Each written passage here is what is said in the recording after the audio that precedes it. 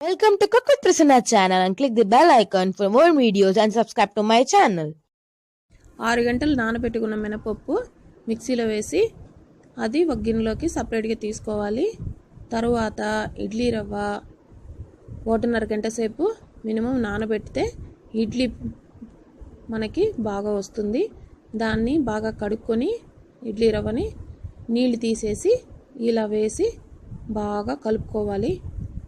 బాగా అన్ని వైపులా కలిసేటట్టు కలుపుకొని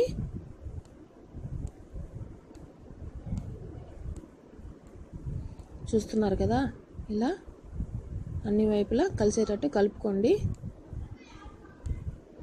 లేకపోతే మనకి ఇడ్లీ పిండి పొంగదు.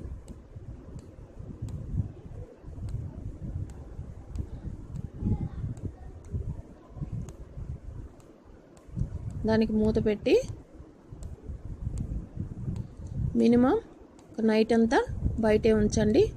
తర్వాత మర్నాడు ఉదయం తీసి చూస్తే ఇలా పొంగుతుంది. దీంట్లో కొంచెం ఉప్పు, సోడా ఉప్పు వేసి, సోడా ఉప్పు కొంచెమే వేయండి, వేసి ఇడ్లీ పెడితే సూపర్గా వస్తుంది.